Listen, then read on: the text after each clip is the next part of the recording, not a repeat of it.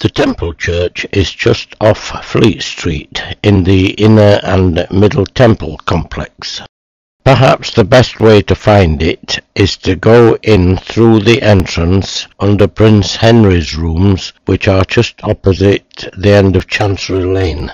The building was consecrated on February the 10th, 1185, by Heraclius, the Crusader Patriarch of Jerusalem, probably in the presence of Henry II. It was a church of the Knights Templar. The building consists of two parts: the round church, which is the building consecrated in 1185, and the chancel, which was added around 1240. The church is, of course, now more famous and well known since the appearance of Dan Brown's book, The Da Vinci Code, in which it features. And now, of course, it will be even more famous after appearing in this film. We'll look first at the chancel and later at the round church.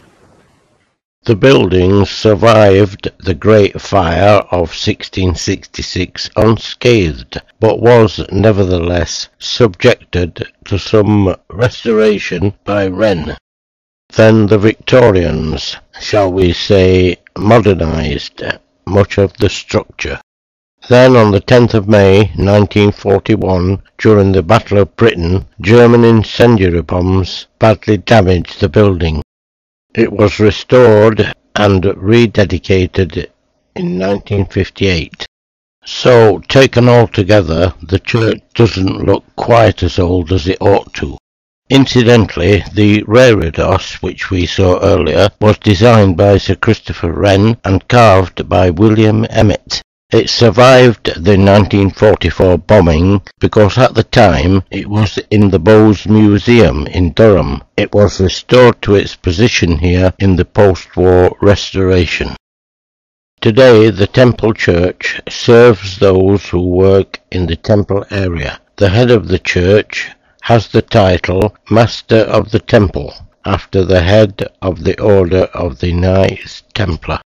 Each section of the temple, that's Inner Temple and Middle Temple, has its own hall, garden, courts, library, etc., but the church is shared by both.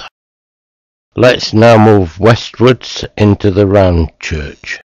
The Order of the Knights Templar was formed in 1118 to protect pilgrims on their journeys through the Holy Land.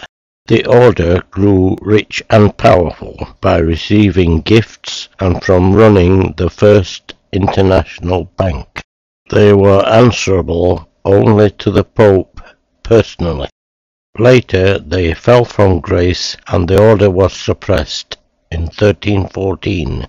This area is where they held their services of worship and their secret initiation rites. Here you will find 10, I think it is, effigies of knights, including perhaps the most famous, William Marshall, one of my ancestors. And here also is Great Uncle Gilbert. William Marshall, 1146 to 1219, has been described as the greatest knight that ever lived. No small compliment. He served 4 kings, Henry II, Richard I, John, and Henry III. The title Marshal means, in our parlance, head of security for the monarch. He had battle experience in Europe, mainly France, and in Syria and the Holy Land. He was the only person who had ever unseated Richard the Lionheart in conflict. When King John was dying, his son Henry was only a juvenile, and he appointed Marshall as regent of the nation. This, of course, heightened his profile even more, and people throughout Europe, not just England, knew him simply as the Marshal. Upon hearing of Marshall's death in 1219, the King of France said that William Marshall was the true flower of chivalry. mainly perhaps because of his service in the Holy Land. On his deathbed he was inducted into the Knights Templar.